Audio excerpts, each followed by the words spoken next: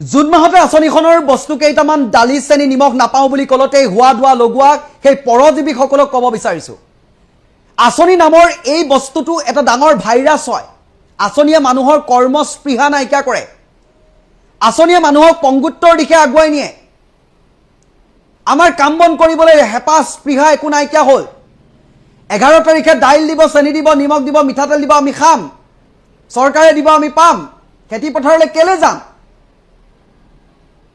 আমি শাক পাচলি খেতি কেলে কৰিম চৰকাৰে 1250 টকা দিব মুনাটো লৈ যাম আমি হেয়াই বস্তু আনিম কিন্তু তাৰ পিছত মূল্য বৃদ্ধি এনেকুৱা কিয় হৈছে আমি পৰজীৱীলৈ কিয় ৰূপান্তৰিত হৈছো চৰকাৰে দিলেহে যে আমি খাম অসমীয়া জাতিটো তেনেকুৱা নাছিলে আৰু বৰ্তমান সময়ত কিন্তু ফকৰা যোজনা হৈ থকা নাই বাস্তৱত ৰূপায়িত হ'বলৈ গৈ আছে আমাক যে মানুহে ধূত বুলি কয় সেই ধূত এই সন্মানীয় উপাধিটোৰ গৰাকী আমি হ'বলৈ গৈ আছো আমি ধুদৰ পছলা আমি একো কৰিব নোৱাৰো কেৱল মাত্ৰ আমি পৰনিৰ্ভৰশীল কোনোবাই কিবা এটা ক'ব চৰকাৰখনে আমাকনো কিয় ইমান কথা ক'বলৈ সুবিধা পায় হা আমি যদি খেতি বাতি কৰো আমি যদি আমি শাক পাচলিৰ খেতি কৰো বা যদি ধান খেতি কৰো আমিতো কৰোৱে কিন্তু আমি সেইবোৰৰ প্ৰতি আমাৰ অনিহা জাগিছে আমি পিছুৱাই আহিছো আমি চাউল দালি নিমখৰ বাবে যে অপেক্ষাৰত চৰকাৰখনেও গম পোৱা হৈ গ'ল সেইটোকে কাৰণে মিটিংলৈ আহিবই লাগিব নাহিলে সব কাটি দিম বুলি দাদাগিৰি দেখুৱাব পৰা হ'ল লাগিলে সেই আমাৰ টেক্সৰ পইচাই নহওক কিয়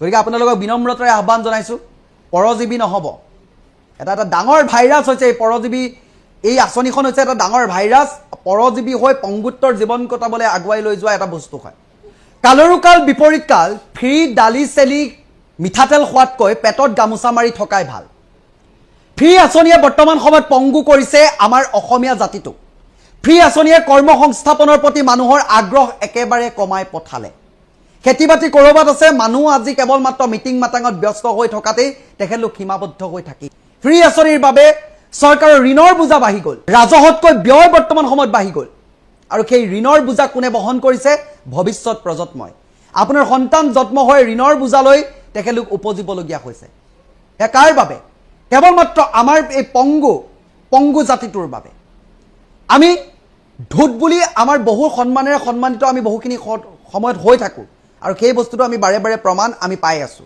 চৰকাৰখনে আঁচনি যদি বন্ধ কৰি দিয়ে তাক আমি মোষ্ট ওয়েলকাম জনাম আঁচনিয়ে মানুহক কৰ্মস্পৃহা একেবাৰে নাইকিয়া কৰি পেলায় পৰজীৱী কৰি পেলায় আনে দিব আমি খাম আমি চৰকাৰৰ মুখলৈ বাট চাম খেতি বাতি আমি বাদ দিম কেৱল ঘৰত বহিম চৰকাৰে দিব আমি খাম 12 তাৰিখে চাউল পাম দাইল পাম মিঠাতেল পাম গতিকে আমি পথাৰলৈ কেলে যাম এনেকুৱা ধৰণৰ কথাবাৰ্তাবোৰ মানুহবোৰৰ মনত বৰ্তমান সময়ত নিগাদিকৈ স্থাপন হৈছে এই ঋণৰ বুজাই যদি আঁচনিয়ে দি থাকে তেতিয়াহ'লে আপুনি কেনেকৈ আশা কৰিব পাৰে স্বাস্থ্য খণ্ডৰ উন্নতিৰ কথা আপোনালোকে কেনেকৈ ভাবিব পাৰে বাট পথৰ উন্নতিৰ কথা আপোনালোকে কেনেকৈ ভাবিব পাৰে যে শিক্ষাৰ মানদণ্ড উন্নত হোৱাৰ কথা এই টকাবোৰ এই আঁচনিৰ নামতে বাৰে বাৰেটো খেদাইছে কিমান কোটি টকা আপোনালোকে ব্যয় কৰে জানে কৃষক পেঞ্চনৰ নামত কিমান কোটি টকা ব্যয় কৰে অৰুণোদয় আঁচনিৰ নামত কিমান কোটি টকা ব্যয় কৰে সেই কথাবোৰ আপোনালোকে গম পায় আৰু যি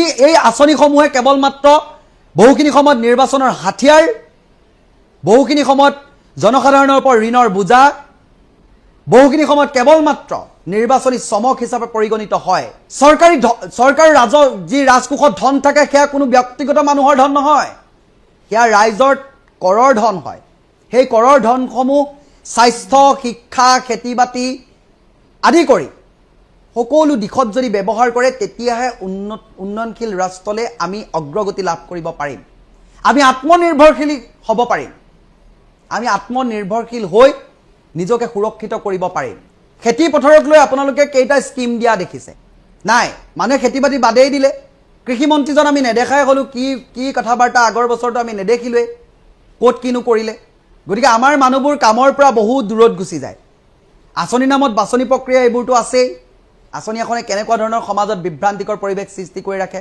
দুটা দলৰ মাজত কংগ্ৰেছ বিজেপি এজিপি ৰাইজৰ দল তহতিয়ামুক সেই আঁচনিখন যে দিছে যে কাৰ টকাৰে দিছে সেই অলগদ্ধ কেইটাটো নাজানে গতিকে আঁচনি মোৰ বোধেৰে আঁচনি সম্পূৰ্ণৰূপে বন্ধ হোৱাটোৱে শ্ৰেয় বন্ধ হ'লেই ভাল কোনো ধৰণৰ নিৰ্বাচনী চমক নাই ৰাজহ যেতিয়া ল'ব সেয়া পোনে পোনে যিবোৰ কাম কৰিব লগা থাকে সেইবোৰত ইনভেষ্ট কৰিব আঁচনিখনৰ নামতে বহুখিনি সময়ত চৰকাৰে বাই কৰিবলৈ ভাল পায় সেইখনৰ নামতে দোহাই দি কথা ক'বলৈ ভাল পায় মঞ্চত উঠোতে ক'ত কিমান বেলেগ পথৰ নামত খৰচ কৰিলে সেইবোৰ কথা নাই কেৱল মাত্ৰ আঁচনিৰ নামত কিমান খৰচা হ'ল এইখিনি কথাই চৰকাৰৰ ফালৰ পৰা প্ৰডিউচ কৰা হ'ল তন্ত্ৰৰ মন্দিৰটোক আজি কি কৰিলে আমি বেয়া চোৱা লগাই দিয়া বুলি কৈ যে চোৱা লগাই দিছে চোৱা হৈ গৈছে কুফা একদম গেলি গৈছে গংগা জলেৰে ধুব লাগিব গোটেই মন্দিৰটো গংগা জলেৰে ধুব লাগিব যজ্ঞ পাতিব লাগে আচল একজেক্টলি ৱৰ্ডটো হ'ল ৰঞ্জিত দাস ডাঙৰীয়া আপুনি যজ্ঞ পাতক ভাল পুৰোহিত আনক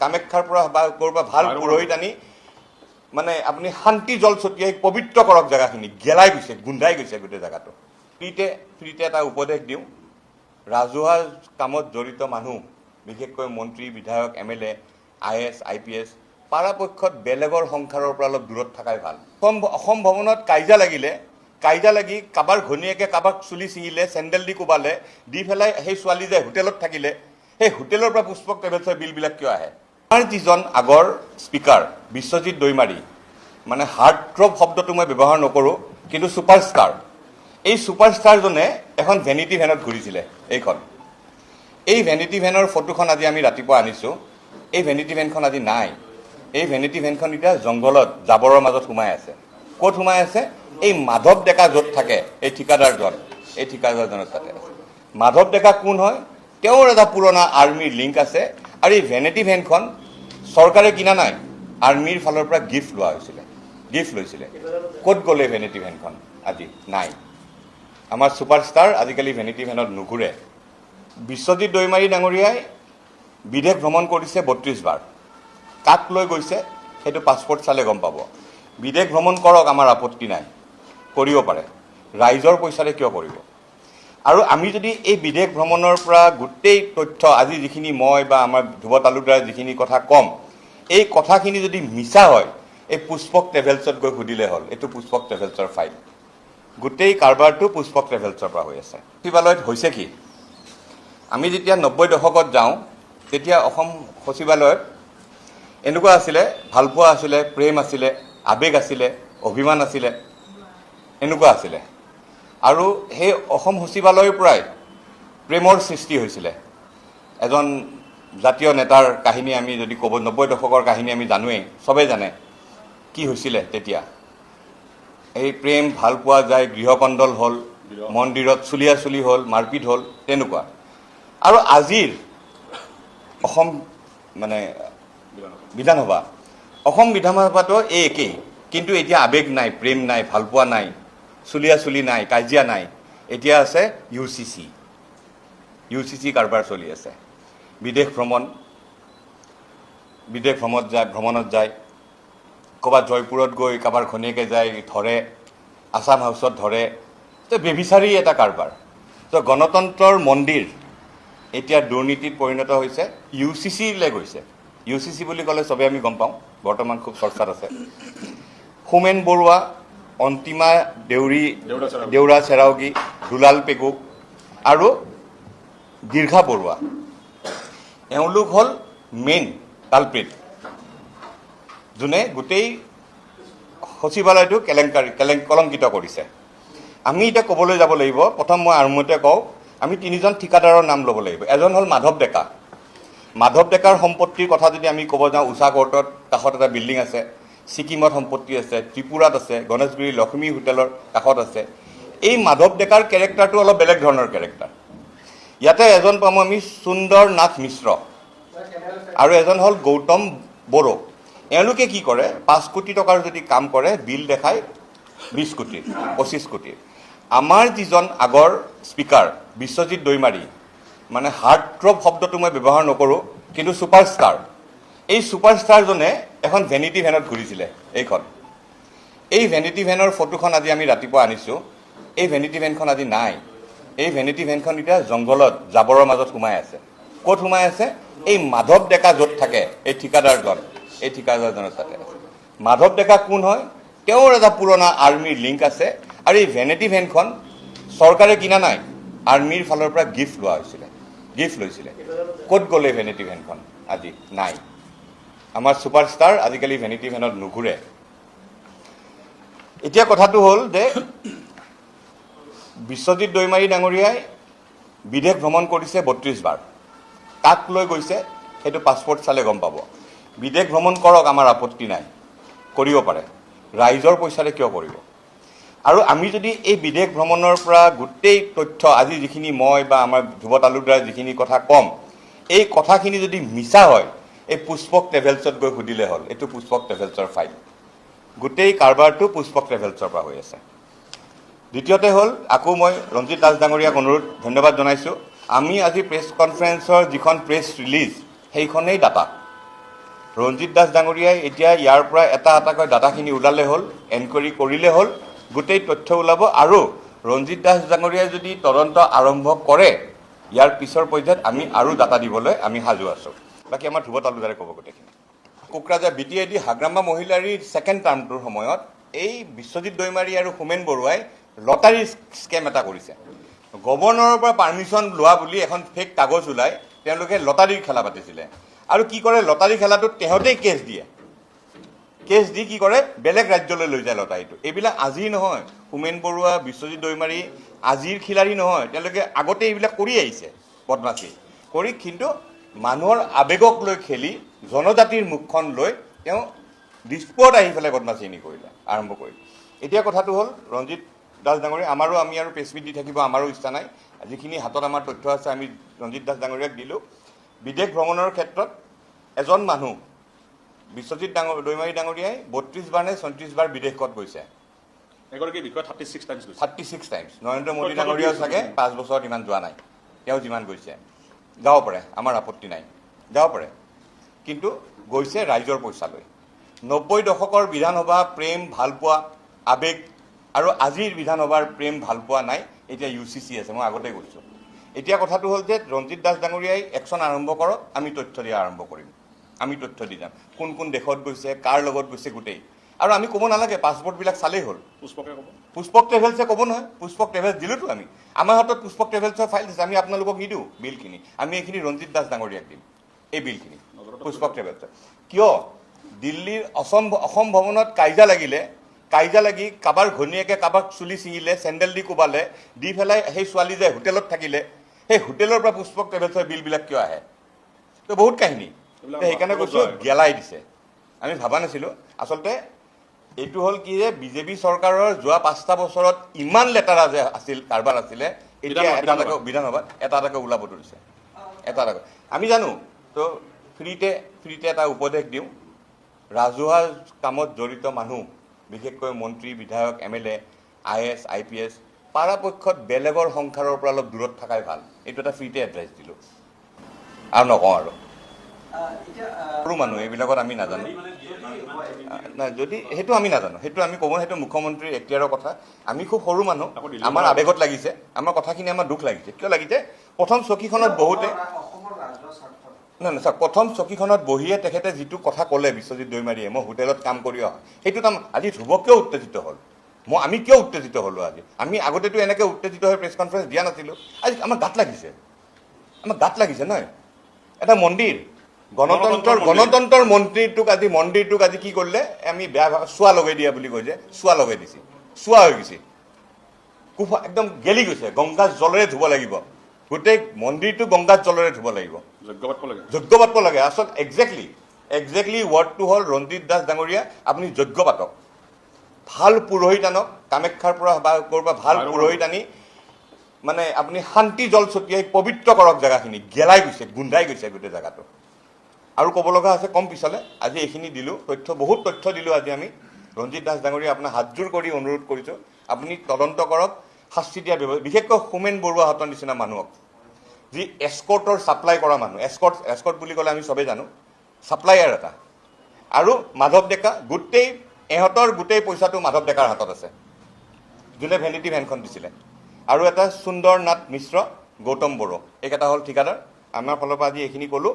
আমি আশা কৰিম যে এনেকুৱা ধৰণৰ অসম চৰকাৰত, বিজেপি চৰকাৰত ৰঞ্জিত দাস ডাঙৰীয়াই যিখিনি কৰিলে, ইয়াৰ পিছত যাতে আৰু তেনেকুৱা কোনো যাতে কৰিব লগা নহয়। নহয়, ৰঞ্জিত দাস ডাঙৰীয়াই যিখিনি কৰিলে, যিখিনি কথা উদ্ঘাটন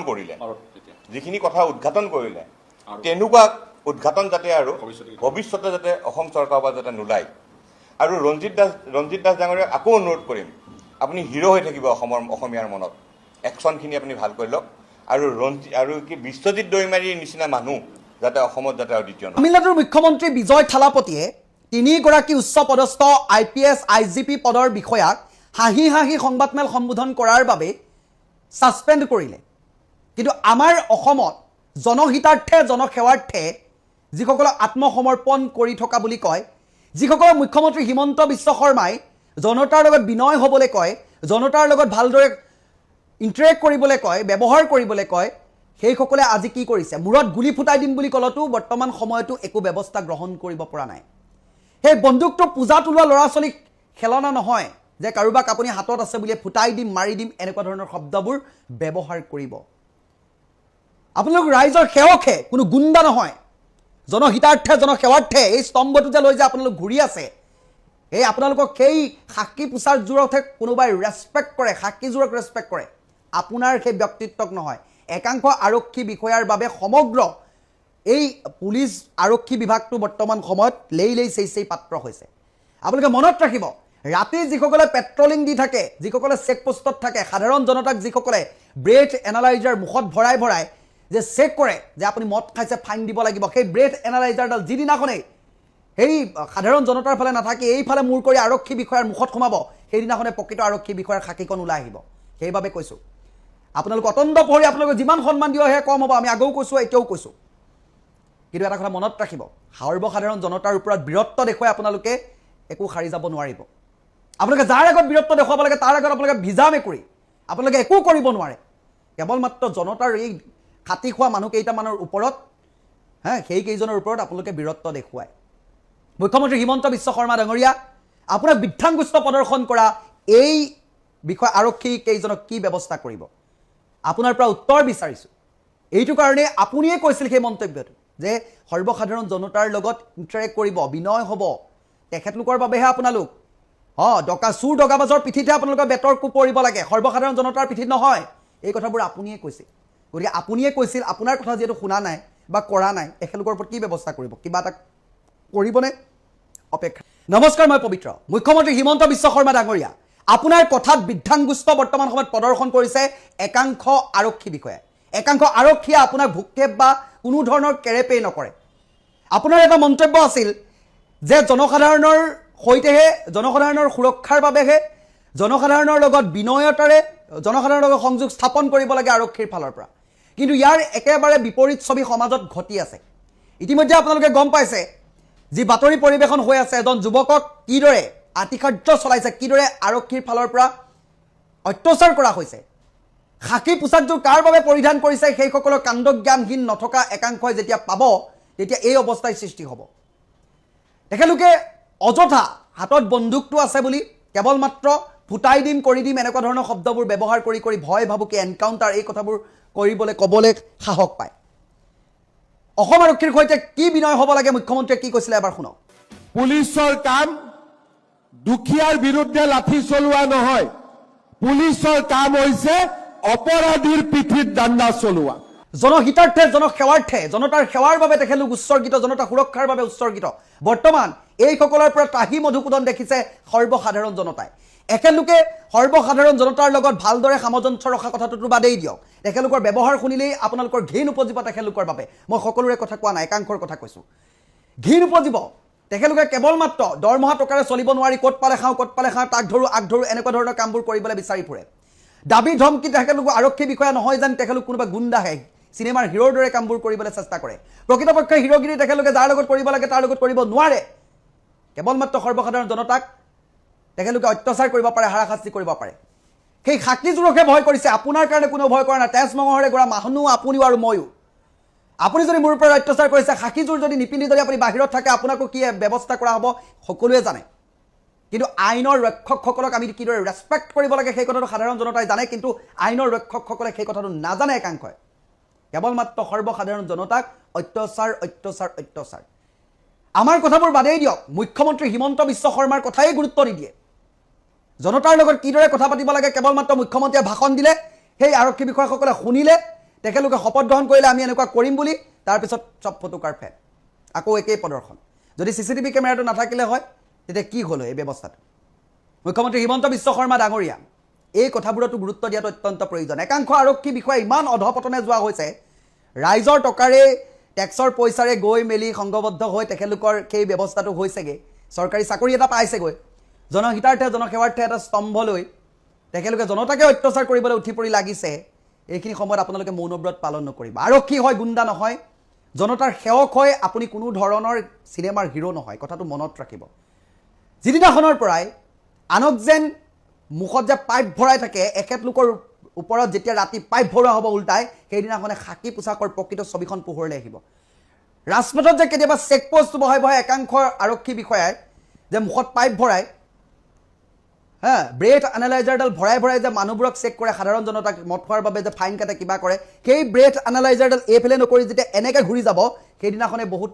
আৰক্ষী বিষয়াৰ প্ৰকৃত খাকীখন ওলাই আহিব মই ডিছৰেচপেক্ট কৰিবলৈ কোৱা নাই আৰক্ষী বিষয়াসকলক নমন তেখেতলোকে আমাৰ বাবে ৰাতি দিন একাকাৰ কৰি কৰি কাম কৰি আছে সমাজৰ বাবে কাম কৰিছে বুলি আমি ভাবিছোঁ অতন্দ্ৰ প্ৰহৰী আপোনালোকক যি সন্মানেৰে বিভূষিত কৰোঁ সেয়াও কম হ'ব কিন্তু আপোনালোকৰ একাংশৰ কিছুমান কৰ্মকাণ্ডৰ বাবে সমগ্ৰ আৰক্ষী বিভাগটো বৰ্তমান সময়ত লেই চেই পাত্ৰ হৈছে এইসকলৰ ওপৰত কঠোৰ ব্যৱস্থা কৰক বিজয় থালাপতিয়ে 3 গৰাকী উচ্চ পদস্থ IPS IGP পদবীৰ দৰে বিষয়াক হাঁহি হাঁহি সংবাদমেল সম্বোধন কৰাৰ বাবেই ছাছপেণ্ড কৰিছে আমাৰ অসমত মাৰি দিম বুলি কোৱাৰ পাছতো একো কৰিব পৰা নাই মুখ্যমন্ত্ৰী হিমন্ত বিশ্ব শৰ্মা ডাঙৰীয়া ইয়াৰ ওপৰত কিবা ব্যৱস্থা গ্ৰহণ কৰিবনে আমি অপেক্ষাৰত আপোনাৰ ৰঞ্জিত দাসক হিমন্ত বিশ্ব শৰ্মাই বেয়া পায় কেলে বেয়া পায় আকৌ ৰঞ্জিত দাসে নিজে ভাবে যে তেওঁ পুৰণি বিজেপি গতিকে চান্স পালে তেওঁ নিজে চিফ মিনিষ্টাৰ হ'ব লাগে ৰঞ্জিত দাস ডাঙৰীয়াৰ যদি ন্যূনতম লাজ চৰম সন্মান বুলি কিবা বস্তু আছে তেতিয়াহ'লে তেওঁ অধ্যক্ষৰ পদটো এৰি দিয়ক আৰু তেওঁ আকৌ মন্ত্ৰী হওক আকৌ পইচা খাওক ৰঞ্জিত দাস ডাঙৰীয়া মানে এম্পায়াৰ নহয় নিজে এজন ক্ৰিকেটাৰত নিজে এজন খেলুৱৈত পৰিণত হৈছে ধৰক আপোনাৰ অষ্ট্ৰেলিয়া আৰু ইণ্ডিয়াৰ ক্ৰিকেট খেল হৈছে অষ্ট্ৰেলিয়াৰো জাৰ্চি বেলেগ ইণ্ডিয়াৰো জাৰ্চি বেলেগ এম্পায়াৰে কেতিয়াও না ইণ্ডিয়াৰ জাৰ্চি পিন্ধিব না অষ্ট্ৰেলিয়াৰ জাৰ্চি পিন্ধিব কিন্তু আমাৰ ৰঞ্জিত দাস ডাঙৰীয়াই এম্পায়াৰ হ'ল গাৰ্জেন অফ দ্য হাউচ হৈ তেওঁ এতিয়া বিজেপিৰ জাৰ্চিটো পিন্ধি লৈছে গেৰুৱা জাৰ্চিটো সেইকাৰণে আমাৰ বিধানসভাখন সম্পূৰ্ণৰূপে এতিয়া গেৰুৱাকৰণ কৰিবৰ কাৰণে ৰঞ্জিত দাসে লাগি থকা আমি দেখিবলৈ পাইছোঁ ৰঞ্জিত দাস ডাঙৰীয়াই কৈছে কালি মই শুনিলোঁ বাতৰিত যে মোক কৈছে যে ভাৰতবৰ্ষৰ সংবিধানৰ আৰ্টিকুল 173 আৰু 194টো মই পঢ়ি চাব লাগে ভাৰতৰ সংবিধানখন মই মোটামুটি কলেজৰ বয়সৰ পৰাই মুখস্থ ৰাখিছোঁ মই সদায় ছ'চিয়েল ষ্টাডিজত আৰু পলিটিকেল ছায়েন্সত ভাল ষ্টুডেণ্টেই আছিলোঁ সেইকাৰণে মই ভাৰতৰ সংবিধানৰ বিষয়ে জানো পঢ়া শুনা কৰোঁ তেখেতে অৱশ্যে সেইটোক আৰ্টিকুল কয় নে অনুচ্ছেদ কয় সেইটো কোৱাতহে অকণমান ভুলকৈ কৈছে 174 194 173 এইবিলাক কথা কওঁতে তেওঁহে খালি অলপ অনুচ্ছেদ হ'বনে কিবা শব্দ এটা কৈছে তেওঁ যিটো আৰ্টিকুল বুলি কয় অসমীয়াত অনুচ্ছেদ বুলি কয় সেইটোক তেওঁ ভুলভাৱে কৈছে এতিয়া 178 যিটো আমাৰ আৰ্টিকুল 178 আৰ্টিকুলটোত স্পীকাৰ আৰু ডেপুটি স্পীকাৰৰ এপইণ্টমেণ্টৰ কথাহে লিখা আছে তাত স্পীকাৰে বিজেপিৰ হৈ মাত মাতিব লাগিবনে নাই বা নালাগিব সেই কথা লিখা নাই সেই কথাটো খাটাং আৰ্টিকুল 194ত বিধানসভাৰ সদস্যসকলৰ কথা লেজিছলেটাৰ সকলৰ কথাহে লিখা আছে সকলো সদস্যৰ বিষয়ে তাতো স্পীকাৰৰ কিবা স্পেচিয়েল ডিউটি বা কৰ্তব্য সম্পৰ্কে লিখা নাই 178তো নাই আৰু 194তো নাই কিন্তু ভাৰতৰ সংবিধানৰ 10 শিডিউলত অতি স্পষ্টকৈ লিখা আছে যে যদিহে কোনো স্পীকাৰে নিৰপেক্ষতাৰ স্বাৰ্থত তেওঁ যি দলৰ পৰা জয়ী হৈ আহে সেই দলৰ পৰা বিধায়কৰ পদ ত্যাগ কৰে, তেতিয়াহ'লে সেই সমষ্টিত পুনৰ নিৰ্বাচন নহ'ব, তেওঁ বিধায়ক হৈ থাকিব পাৰিব। তাৰমানে ভাৰতৰ সংবিধানৰ স্পিৰিটটো কি? ভাৰতৰ সংবিধানৰ স্পিৰিটটো হ'ল যে স্পীকাৰে সদায় এম্পায়াৰৰ ৰোল প্লে কৰিব লাগিব, স্পীকাৰে সদায় দল নিৰপেক্ষতাৰ ৰোল প্লে কৰিব লাগিব। আৰু এনেকৈ দল নিৰপেক্ষতাৰ ৰোল প্লে কৰিবলৈ যাওঁতে, দল নিৰপেক্ষ ভূমিকা তেওঁ পালন কৰোঁতে যদি তেওঁ বিধায়কৰ পদ বিজেপি দলৰ পৰা বিধায়কৰ পদ ত্যাগ কৰি দিয়ে বা যিকোনো দলৰ পৰা বিধায়কৰ পদ ত্যাগ কৰি দিয়ে, তথাপি তেওঁ বিধায়কেই হৈ থাকিব।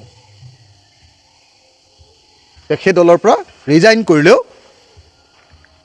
তেওঁৰ বিধায়ক হৈ থাকিব। যোৱাবাৰেই এজন যথেষ্ট গণ্ডগোলীয়া বিধায়ক পাইছিলোঁ, স্পীকাৰ পাইছিলোঁ, বিশ্বজিৎ দৈমাৰী। তেওঁৰ উৎপাততে থাকিব নোৱাৰা অৱস্থা হৈছিলে।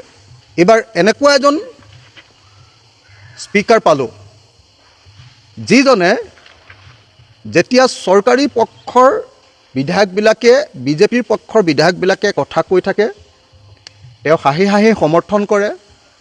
মোৰ দুপৰীয়াই তেওঁ ছাপোৰ্ট দিয়ে আৰু টেবুলত ঢকিয়াই আমি যে টেবুলত ঢকিয়াওঁ যে সকলো বিধায়কবিলাকে এনেকৈ টেবুলত ঢকিয়াই তেওঁ কি কৰে? পীযুষ হাজৰিকাক ছাপোৰ্ট দিয়ে। পীযুষ হাজৰিকাই যেতিয়া কৈছে যে আমি যেতিয়া ক'লোঁ যে বিৰাট দাম বাঢ়িছে পেট্ৰল আৰু ডিজেলৰ, পীযুষ হাজৰিকাই ক'লে নহয় বেলেগ দেশত ইয়াতকৈ বেছি দাম নহয়। এওঁ হাঁহি হাঁহি ছাপোৰ্ট দিছে আৰু টেবুলত ঢকিয়াই খুব সমৰ্থন কৰিছে। তাৰপিছত যেতিয়া মই তেওঁক ক'লোঁ যে অধ্যক্ষ ডাঙৰীয়া আপুনি এইটো কি কাম কৰিছে, আপুনিতো কোনো বিধায়কৰ বক্তব্যত আপুনি এনেকৈ টেবুলিত ঢকিয়াই ছাপোৰ্ট দিব নোৱাৰে, তেতিয়া তেওঁ উত্তৰত কি কৈছে জানে? তেতিয়া তেওঁ উত্তৰত কৈছে, মই অকল পীযুষ হাজৰিকাৰে নহয়, মই ৰণোজ পেগুৰ বক্তব্যটো একেধৰণে হাততালি বজাইছোঁ। তাৰমানে দেশ ক'ৰ পৰা ক'লৈকে গৈ আছে আপোনালোকে নিজে লক্ষ্য কৰক, মানুহ ক'ৰ পৰা ক'লৈকে গৈ আছে আপোনালোকে নিজে লক্ষ্য কৰক। মই শুনিছোঁহে দেই, বোলে ৰঞ্জিত দাসক যেতিয়া অধ্যক্ষ পাতিলে, মানে ৰঞ্জিত দাসক অধ্যক্ষ পতাৰো এটা কাৰণ আছে। সকলোৱে জানে যে ৰঞ্জিত দাসক হিমন্ত বিশ্ব শৰ্মাই বেয়া পায়। কেলৈ বেয়া পায়? আকৌ ৰঞ্জিত দাসে নিজে ভাবে যে তেওঁ পুৰণি বিজেপি, গতিকে চান্স পালে তেওঁ নিজে চিফ মিনিষ্টাৰ হ'ব লাগে। সেইকাৰণে ৰঞ্জিত দাসক অলপ হিমন্ত বিশ্ব শৰ্মাই সদায় ক্ষতি কৰিবলৈ বিচাৰি থাকে। এইবাৰ বুদ্ধি কৰি ৰঞ্জিত দাসক মন্ত্ৰী দিব লাগে বুলি ভাবে এইবাৰ তেওঁক স্পীকাৰ দি দিলে। স্পীকাৰ দিওঁতে ৰঞ্জিত দাসে তেওঁ বুজি পালে যে স্পীকাৰ দি দিলেতো তেওঁৰ দলৰ লগত সম্পৰ্ক কমি যাব, দিগদাৰ হৈ যাব। গতিকে তেওঁ এটা চৰ্ত দিলে যে মই স্পীকাৰ হ'ম, কিন্তু ৰঞ্জিত দাস যদি স্পীকাৰ হ'ব লাগে তেতিয়াহ'লে তেওঁক দলীয় সভাবিলাকত সদায় মিটিঙলৈ যাবলৈ দিব লাগিব।